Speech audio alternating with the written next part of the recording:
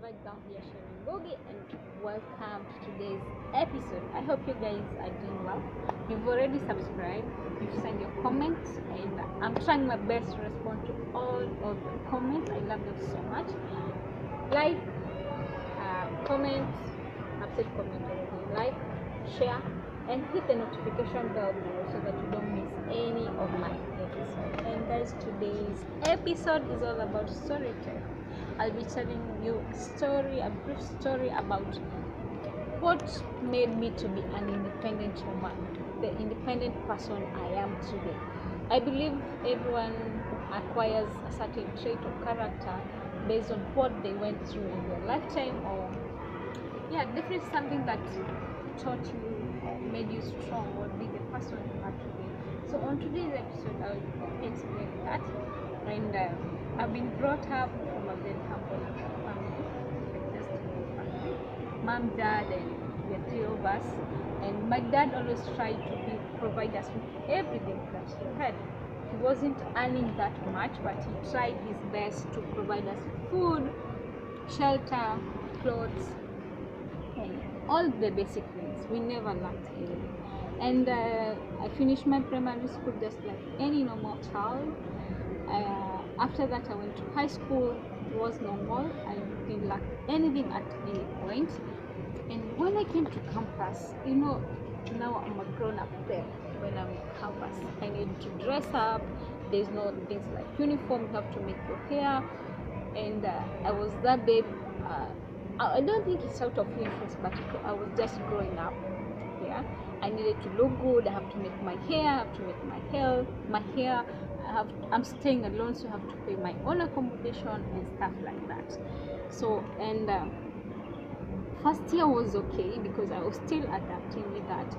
And I remember in Kenyan universities, what we do is you go for 2 semesters, and then after 2 semesters you go for long holiday for almost 3 months. So the first 3 months after my first year, my dad made sure that he always loved the best for me, so he made sure that I went for a short course. So I went and did my public relation certificate, and it was awesome.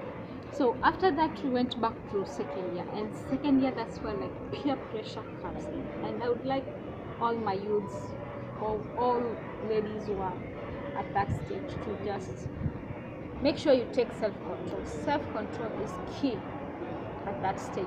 That's the moment you feel like you want to be well dressed like other babes, you want to get more attention from people.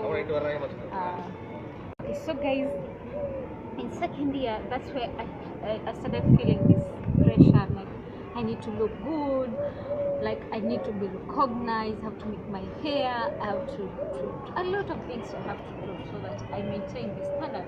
And remember, this thing comes with a cost.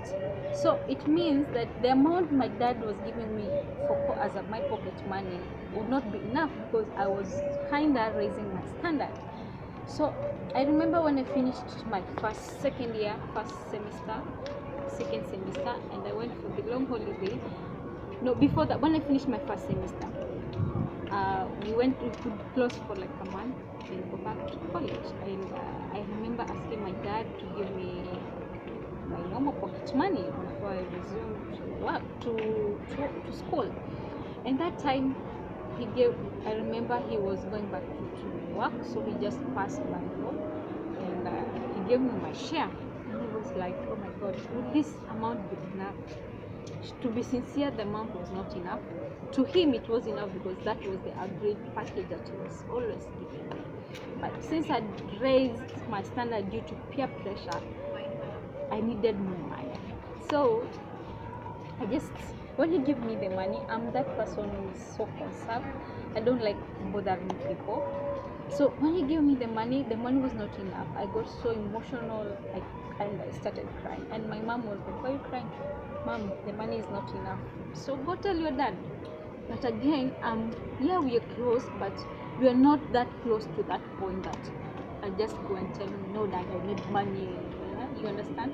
So my mom just went and told my dad, your daughter is crying because the money is not enough. And my dad was like, how come the money is not enough? I've been giving you the same amount of money.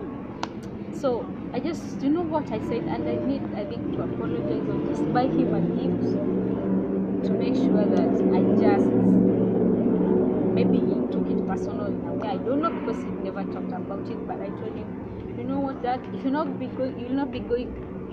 giving me enough money. I'll be getting money from men to make money.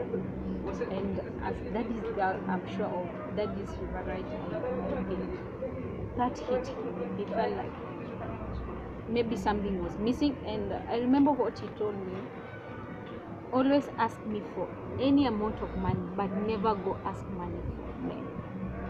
Definitely, as per my personality, I wouldn't have gone to ask men for money, but yeah, it was just a tactic or a way to get more money from him. So that day he added me more money, and yeah, I felt better, and it was awesome. But I just learned something from that story, that I don't have to be going so much to my dad's life to give me this money.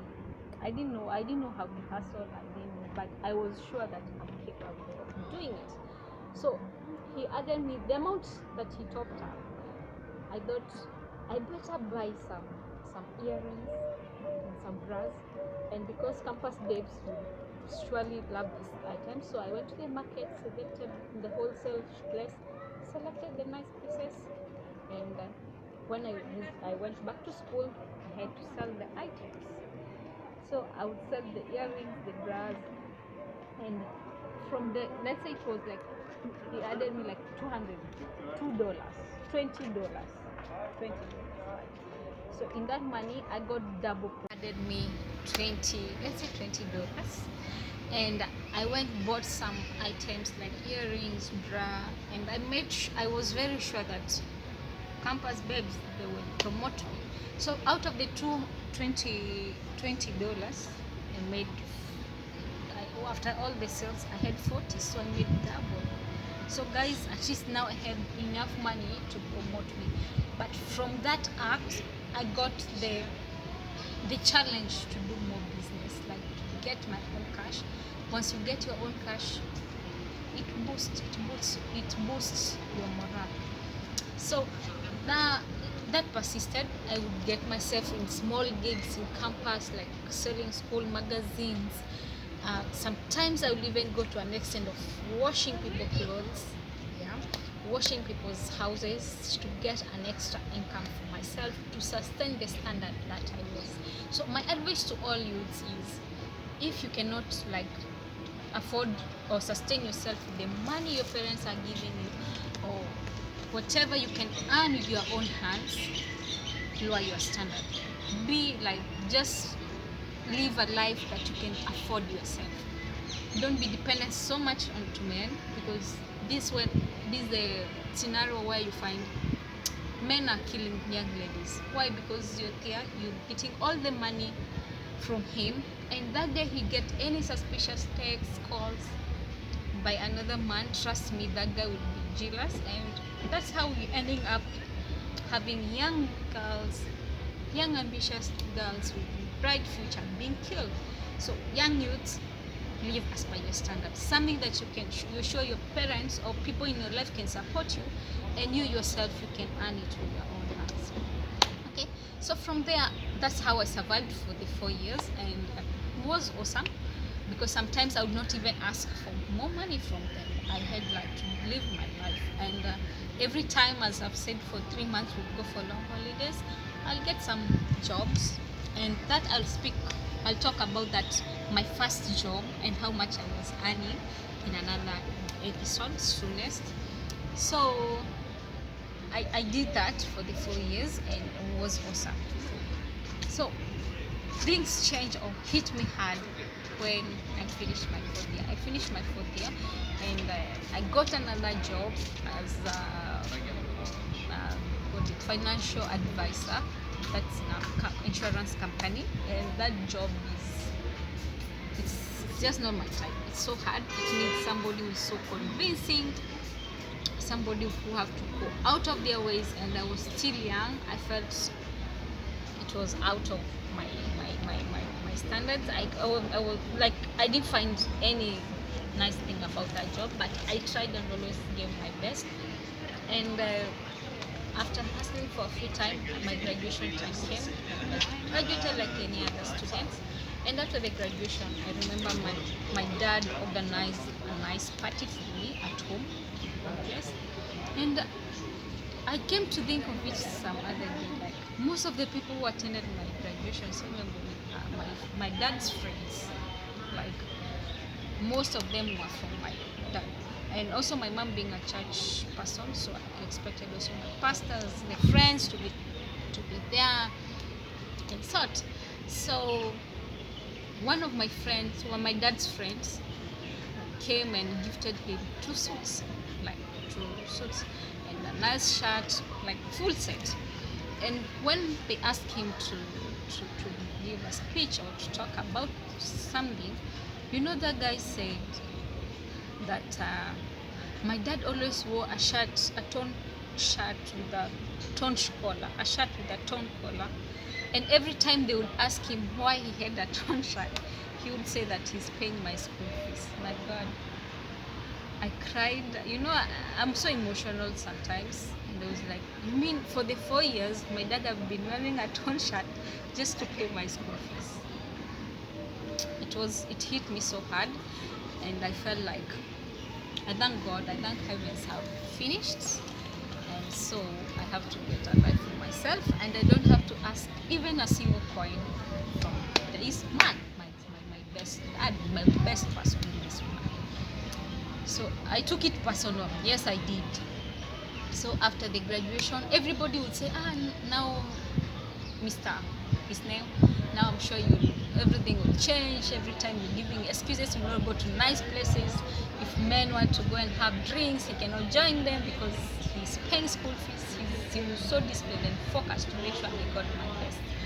So that was on a Sunday. On Tuesday, like the party's done, everything is done, my dad just told me that from my home, I was supposed to resume work now after the graduation parties and stuffs. My dad told, and the place I was working is far from my home place, so I'll travel for like 45 minutes, and we have some rental somewhere that I can use 10 minutes from the rental to my workplace.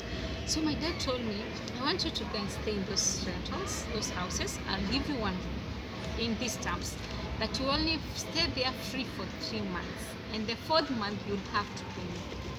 Trust me, in this gig that I was doing, we were paid through commissions, so you have to get clients, and as many clients as you get, that's when you get there. So I was not even sure that I'll be paid for the 3 months. So, but as a cool lady I am, and I promised myself to be independent, I have to abide. So I just left home with a very small suitcase and some few gifts that I was given during the graduation time. Yeah, that's all. I think the gifts were a set of plates, 1 toaster, head money, and all my small suitcase. And my dad took me to that room, 1-bedroom house. No lights, like the lights you have to fix the bulb. I didn't have the bulb. No curtains, no padlocks, like just an empty room. No mattress, no bed, nothing. Just a plain room with my small suitcase, toaster in 1 box, and a set of plates. And he told me, my daughter, I love you so much, and you finish school, you have to start your life. And guys, life hit me hard like never before. Now I had to plan myself to know what to do. The next step, where do I start? Because I need to eat, I need transport to go to work, I need to get myself a bed, I need at least even a mattress to sleep down. So, and my dad left, and that was it. And I remember I have one of his sisters living in the same place, and he was like, you mean your dad just left you like that? And I'm like, yes, that's how we've been brought up. Dad wants me to be the strongest woman in this world. He wants me to be the most independent lady that I am. And I started from that place. I started from there. From there, I've been one lady who will never ask anyone to feed me unless I'm very sick, or unless of which have never happened. So I'll never ask anyone for money to make my hair. I'll never ask. Blessed from that state, and I am where I am because God, God is great, and what my dad planted in me, it's now a big tree with flowers. So more, I'll explain more in another episode what happened, or more of me, and see you guys. God bless you so much. Be independent women.